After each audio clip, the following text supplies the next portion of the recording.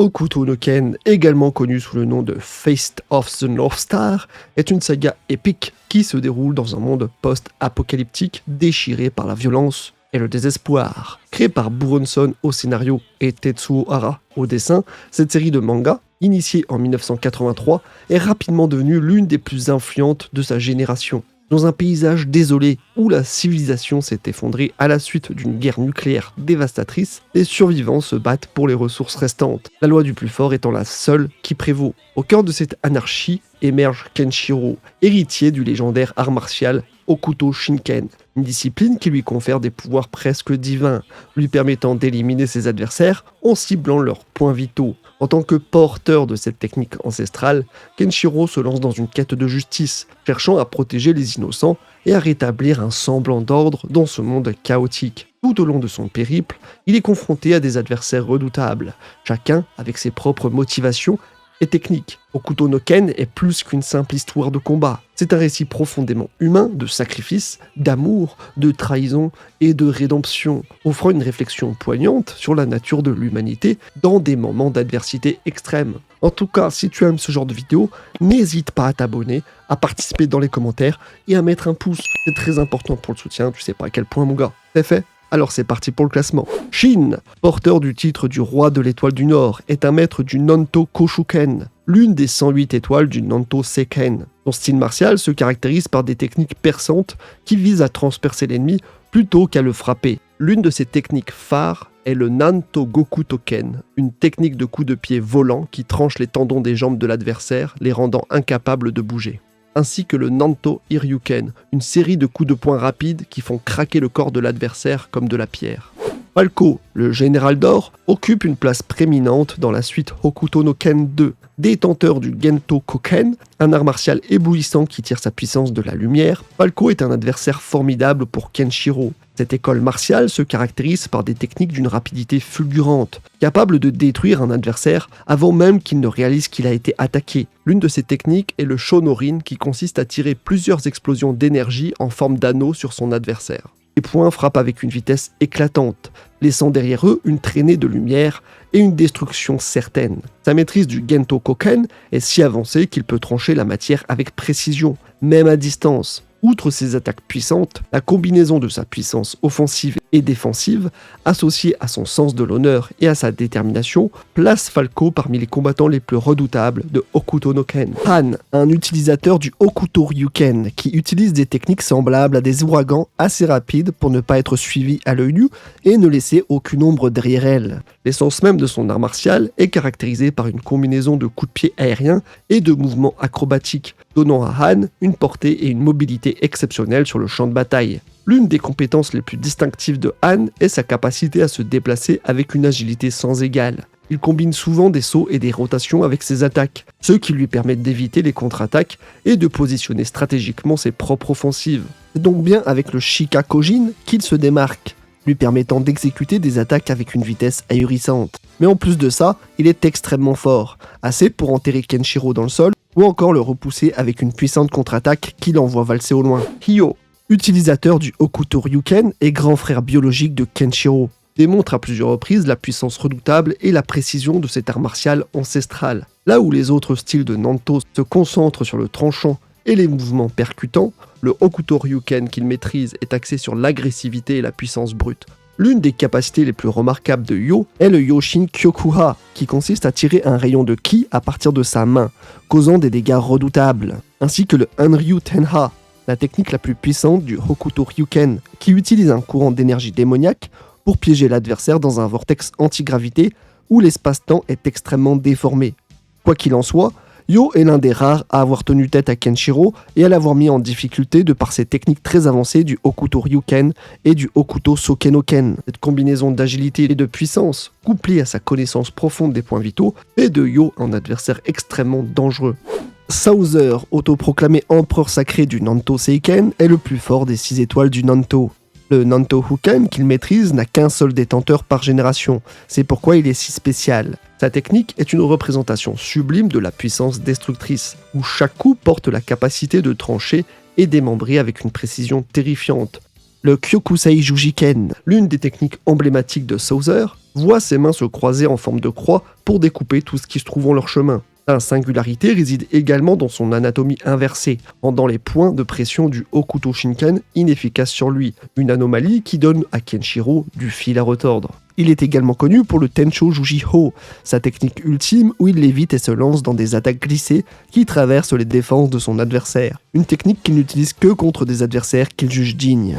Toki, souvent surnommé le dieu de la mort au visage d'ange, est l'un des frères adoptifs de Kenshiro et un héritier légitime du Hokuto Shinken. Souvent décrit comme l'homme le plus gentil du monde post-apocalyptique, il est un maître remarquable de ce style martial qui permet à ses pratiquants de manipuler les points de pression pour infliger des dommages mortels. Mais contrairement à la plupart des utilisateurs de ce style, Toki a adapté le Hokuto Shinken pour soigner plutôt que pour tuer. Sa version pacifique de l'art, parfois appelée Hokuto Ujo-ken, est le reflet de sa nature profondément bienveillante. La maîtrise de Toki du Tenryu Kokyu-ho, une technique de respiration qui lui permet de ralentir la progression de sa maladie mortelle, est un témoignage de son incroyable maîtrise interne. Cette technique démontre également sa capacité à adapter les principes du Hokuto Shinken à des fins autres que le combat. Cependant, lorsqu'il est poussé à combattre, Toki est tout à fait capable de déployer la puissance dévastatrice du Hokuto Shinken. Non seulement il était le meilleur disciple du Hokuto Shinken, mais en plus, il est celui disposant du plus grand savoir. Seulement,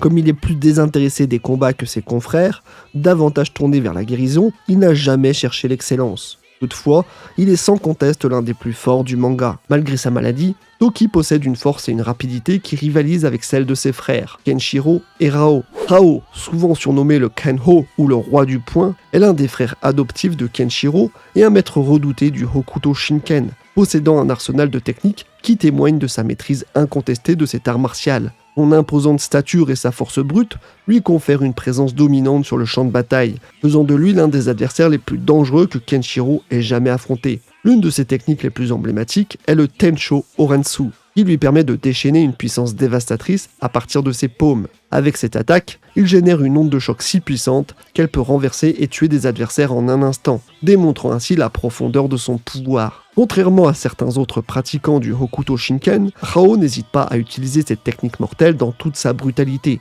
Il maîtrise des techniques telles que le Muso Tensei, qui lui permet de transcender ses pouvoirs et d'atteindre un état d'insensibilité, le rendant invincible et intouchable par ses adversaires. Cette technique montre la détermination et la maîtrise de soi de Rao, puisqu'il est capable de repousser toutes les émotions pour atteindre son objectif. Contrairement à Kenshiro, qui utilise souvent le Hokuto Shinken pour neutraliser ses ennemis sans les tuer, Rao n'hésite pas à utiliser cette technique pour infliger des dommages mortels. Tout au long de Hokuto no Ken, Rao s'est imposé comme une force de la nature, alliant sa puissante force physique à sa maîtrise du Hokuto Shinken. Sa vision d'un monde où le plus fort règne l'a conduit à chercher la domination, et sa maîtrise des techniques du Hokuto Shinken montre à quel point il est déterminé à réaliser cette vision. La puissance, alliée à sa volonté de faire, fait de lui un personnage central et inoubliable de l'univers de Hokuto no Ken. Kaio, souvent désigné comme le seigneur des terres d'Asura, est frère de Toki et Rao, mais aussi un maître du Hokuto Ryuken, la branche maléfique et rivale du Hokuto Shinken. Cette école d'arts martiaux se concentre sur le chaos et la destruction. Contrairement à la philosophie de préservation du Hokuto Shinken, la maîtrise de Kaio sur ce plan martial le place comme l'un des adversaires les plus redoutables que Kenshiro ait jamais affronté. Il maîtrise naturellement le Hanryu Tenha, la plus grande technique du Hokuto Ryuken. En utilisant son aura, Kaio saisit son adversaire, le fait léviter dans les airs, puis le fait tourner constamment, l'étouffant dans son aura et le désorientant fortement. Sa force est amplifiée par son armure noire, qui non seulement sert de protection, mais cache aussi des cicatrices terribles, témoins de son passé tumultueux. La maîtrise de Kaio du Hokuto Ryuken lui confère le Matoki no Aura, une aura qui absorbe le chi, même lors de simples coups physiques, rendant ses adversaires de plus en plus faibles. Cette technique est un parfait exemple de la façon dont Kaio utilise son art martial, non seulement pour infliger des dégâts physiques, mais aussi pour écraser psychologiquement ses adversaires. Sa puissance ne réside pas seulement dans sa force brute, mais aussi dans sa capacité à manipuler les ténèbres et l'énergie maléfique.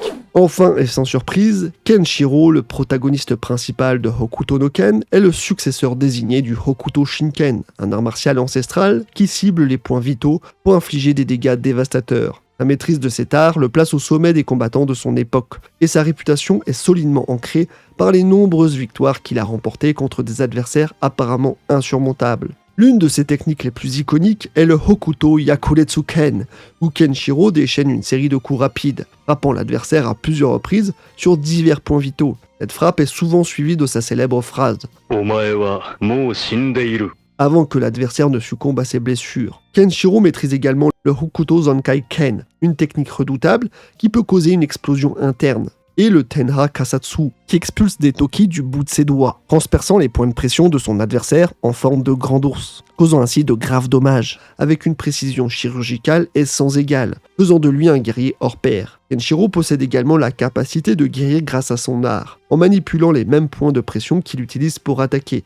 Mais au-delà de ces techniques impressionnantes, ce qui distingue véritablement Kenshiro est sa philosophie martiale. Il n'utilise le Hokuto Shinken que pour protéger les innocents et rétablir la justice dans un monde post-apocalyptique ravagé. Sa détermination inébranlable, sa compassion pour les faibles et sa quête de justice font de lui bien plus qu'un simple combattant. Elles font de lui un symbole d'espoir dans un monde de désolation. Ainsi, au premier regard, Hokuto no Ken pourrait être perçu comme une fresque d'affrontements brutaux dans un monde en ruine. Mais à y regarder de plus près, ce chef-d'œuvre est un kaléidoscope d'émotions humaines, tissé dans la trame d'un univers post-apocalyptique. La poussière et les décombres sont le canevas sur lequel chaque combattant, chaque larme versée, dessine une constellation de désirs, de peurs et de rêves. Chaque cicatrice portée par Kenshiro raconte une histoire. Chaque écho dans son cri de guerre est une ode à la persévérance. Dans ce monde où la constellation de la Grande Ourse guide le destin des combattants, Hokuto no Ken est moins une bataille entre le bien et le mal, une danse entre la fatalité et le libre arbitre. En fin de compte, ce n'est pas simplement une saga sur la survie, mais une méditation sur ce que signifie véritablement être vivant, une invitation à chercher la lumière, même dans les ombres les plus profondes.